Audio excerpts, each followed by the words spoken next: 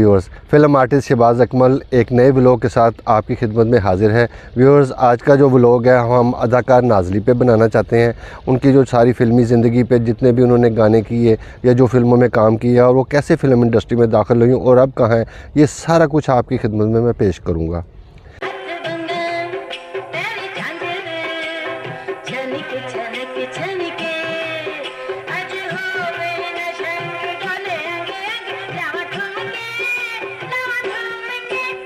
Viewers, 70 और 80 की दहाई में उन्होंने भरपूर किरदार अदा किए और बड़ा अच्छा काम किया, बड़ा ज़बरदस्त काम किया और वो एक रकासा के तौर पर फ़िल्म इंडस्ट्री में दाखिल हुई।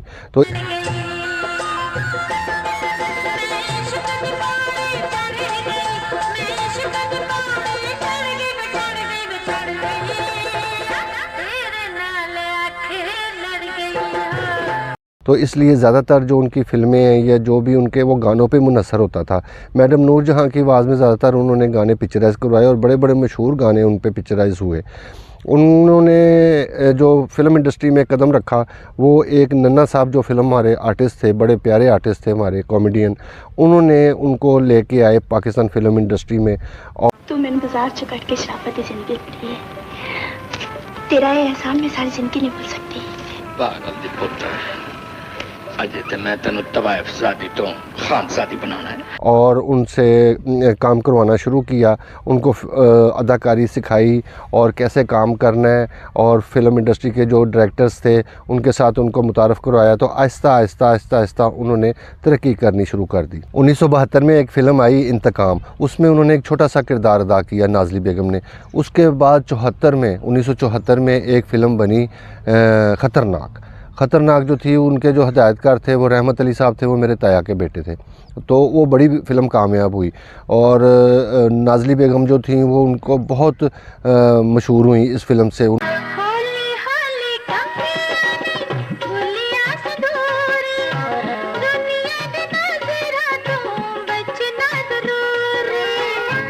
उन्नीस 1975 में 3 फ़िल्में उनकी बड़ी ब्लॉकबस्टर सुपर हिट हुई। उनसे उनको उनके कैरियर में बहुत अच्छा उनको राइज़ करने का मौका मिला, जिसमें एक फ़िल्म थी जब जब फूल खिले, फिर एक थी एक गुनाह और सही, उसके बाद एक फ़िल्म का नाम है तेरे मेरे सपने। वो ये तीनों फ़िल्में जो थीं वो बहुत सुपर हिट हुई।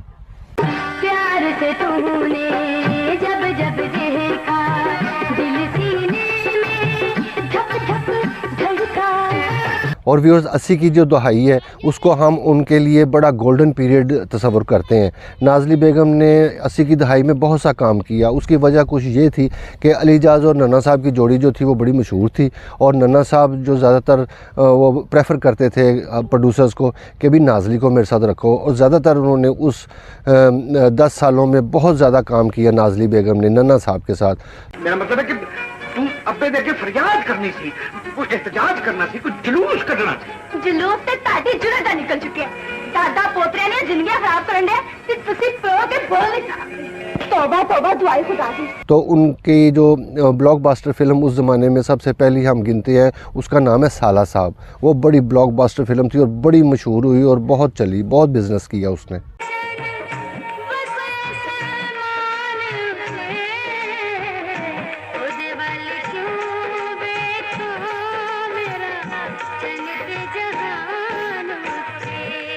और उसके बाद व्यूअर्स 2 ब्लॉकबस्टर फ़िल्में नाज़ली बेगम की सुपर हिट हुई, जिनमें एक थी शेर खान और एक थी जट इन लंदन। और आपको ये बताता चलूँ कि जट इन लंदन और साला साहब ये दोनों 2 अगस्त को इकट्ठे ही रिलीज़ हुई।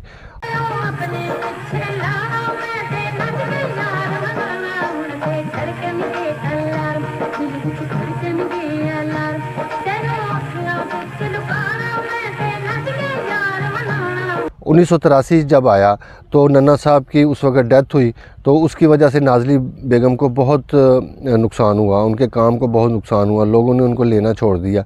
दोस्तों, पाकिस्तान फ़िल्म इंडस्ट्री की जो हिस्ट्री है उसमें बहुत सी सैकड़ों हीरोइनें ऐसी आई जो बहुत ही खूबसूरत थी और उन्होंने बड़ा बड़ा अच्छा काम किया, बड़े बड़े नाम हुए उनके।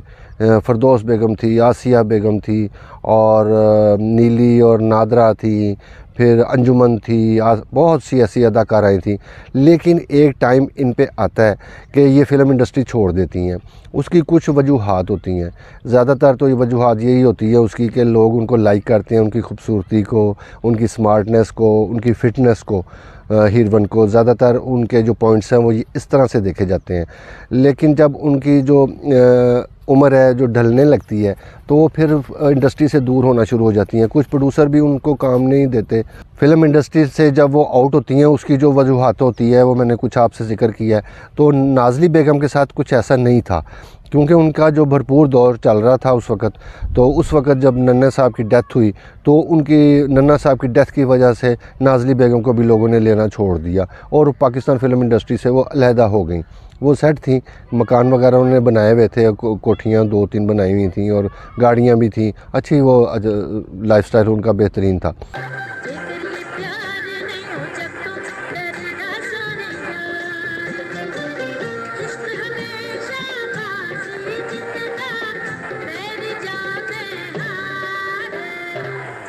और उसके बाद आने वाले वक्तों में व्यूअर्स नन्ना साहब का कोई जो अरूज था वो ज़वाल की तरफ आने लग गया और नन्ना साहब को जो अपने से ज़्यादा जो थी वो नाज़ली बेगम की फ़िक्र थी कि भी मेरी वजह से इसको भी फ़िल्में नहीं मिल रही और ये सारा कुछ वो अपने पे इल्ज़ाम लगाते थे कि भी मेरी वजह से नाज़ली भी घर पे बैठ गई है।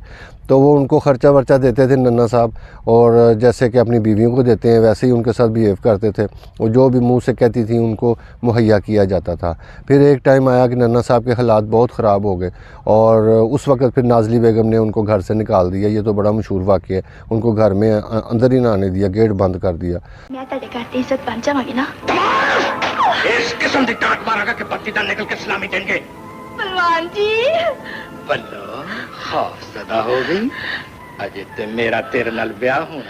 व्यूअर्स, नन्ना साहब ने जो अपनी जितनी भी सारी ज़िंदगी की कमाई थी, जो भी जायदाद बनाई थी, वो सारी नाज़ली के नाम कर दी। उन्होंने कहा कि मैं इससे प्यार करता हूँ तो मेरा समझ लें कि एक तोहफ़ा है प्यार का। तो आपको जैसे मैंने बताया कि नाज़ली बेगम ने तो फिर उस वक़्त दरवाज़ा भी ना खोला। तो इन सारी चीज़ों से दिल बर्दाश्त होकर 2 जून 1986 को नन्ना साहब ने अपने आप को फायर कर लिया, गोली मार ली, अपने आप को ख़ुदकुशी कर ली। तो मैंने आपको पहले भी एक व्लॉग में नन्ना साहब का एक व्लॉग बनाया था, तो उसमें सारी बात बताई थी। तो थोड़ा सा रिपीट में कर देता हूँ कि सुबह का टाइम था तकरीबन 6:30-7 बजे का। मैं और आगा तालिब साहब जो फ़िल्म इंडस्ट्री के बहुत बड़ा नाम है, तो वो मेरे अंकल ही समझने लगते थे। सारी ज़िंदगी हमने उनके पास गुजारी, बैठे उनसे बड़ा कुछ सीखा आगा तालिब साहब से। तो हम दोनों जो थे वो एक फ़िल्म की शूटिंग के लिए हम शाहनूर स्टूडियोज़ में आ गए सुबह और हमें वहीं पे इत्तला आ गई कि नन्ना साहब जो हैं उनकी डेथ हो गई है। तो शूटिंगें सारी कैंसिल हो गई और मैं और आगा साहब हम दोनों अपनी गाड़ी में बैठे और नन्ना साहब के घर चले गए इकबाल टाउन में। तो अभी वहाँ पुलिस भी नहीं आई थी। तो वेरी रिसेंट जो बंदे पहुँचे वो हम ही थे दोनों।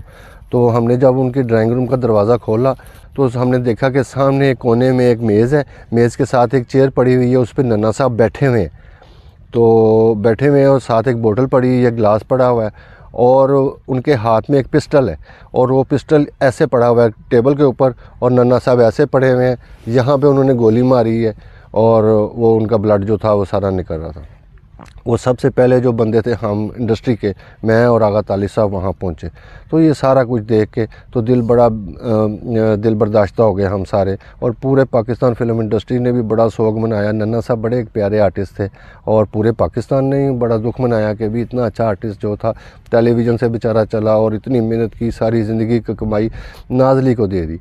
और उसी सदमे में कि जो असल बच्चे थे वो बेचारे उन्होंने ही उनको संभाला हुआ था उस वक़्त। तो ये सारी रुएदाद थी जो नन्ना साहब की भी बीच में मैंने ऐड की ताकि मैं आपको बताऊं कि ये जोड़ी का फिर एंड क्या हुआ। आ गया उनके तो ये भी तुम्हारा आशिक है गोया? वाह रे वाह, गोया छाती आशिक नहीं तेरा भरवैया। आगे बढ़ के सलाम कर दे।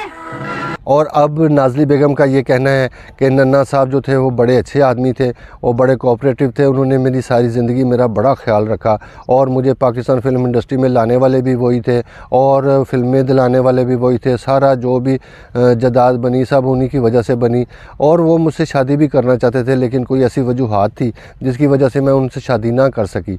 तो मुझे अगर पता होता कि इन्होंने ऐसे ये कदम उठाना है, अपने आप को फायर कर देना है, तो मैं इनसे 100 दफ़ा शादी कर लेती। ਤੁਸੀਂ ਵੀ ਗੱਲਾਂ ਸ਼ੁਰੂ ਕਰ ਦਿੱਤੀਆਂ ਅੱਜ ਸਾਡੀ ਸੁਹਾਗ ਰਾਤ ਹੈ। बिल्कुल ठीक समझे। इस सुहाग रात के पीछे जो मैं सुहाग दिन गुजारिया ना, तौबा तौबा तौबा, मैं कुछ नहीं कर सकता। तो एक दफ़ा तो आपने की ही नहीं, तो अब 100 दफ़ा अब शादी का क्या फ़ायदा।